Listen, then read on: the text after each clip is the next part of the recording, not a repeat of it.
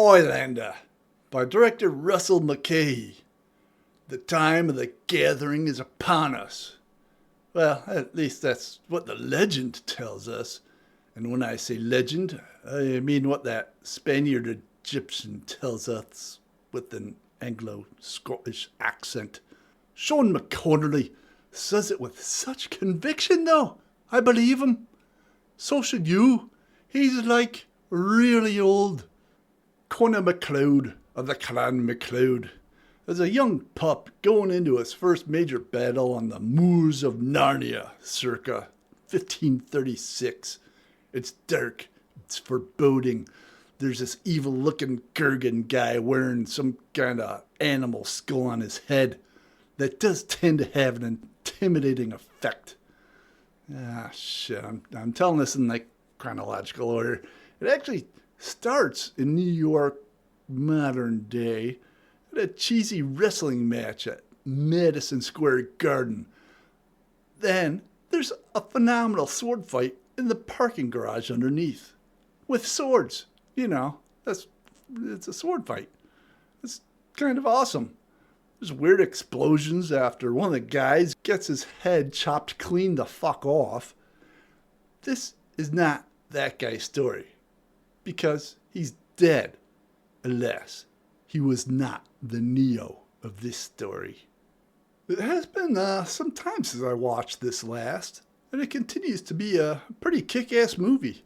The story can be a little suspect at times.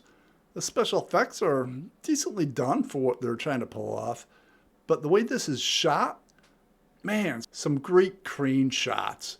The transitions from what usually would be pretty jolting are handled expertly here. And when it isn't involving the somewhat sketchy mythology involved, makes for a nice pseudo-mystery fantasy action flick. I do remember watching Highlander 2 once. And it just pretty much pissed on everything this one establishes. I guess there was like 5 movie sequels and a television series too. But after the fuck-offery of that second movie, it and the rest of it were dead to me. Dead. To me. Done with it. This one is kind of a lightning in a bottle, so to speak. The Queen soundtrack can be both great and awful. Usually awful.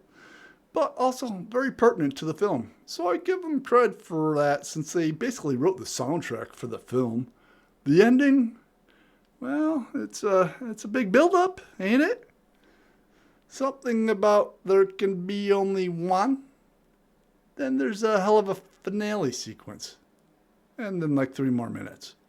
They should have just cut those last few there, I think. Still, a great story with some interesting historical points highlighted along the way. Pretty enjoyable ride. Some emotional points that are earned. Some nice banter too throughout.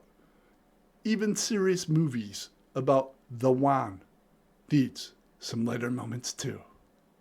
Great scene.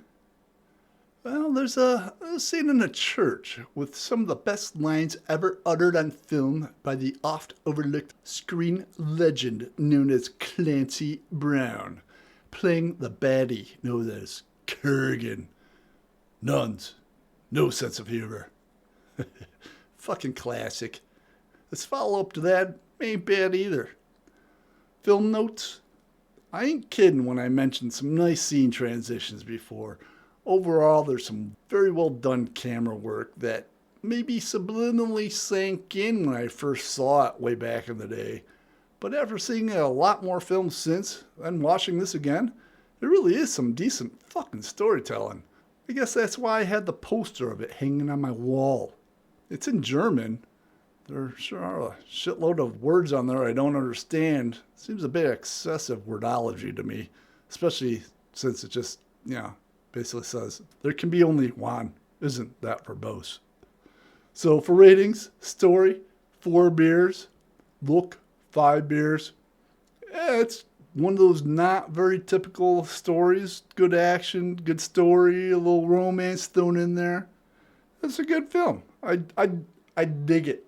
I dig it a lot. Check it. Cheers.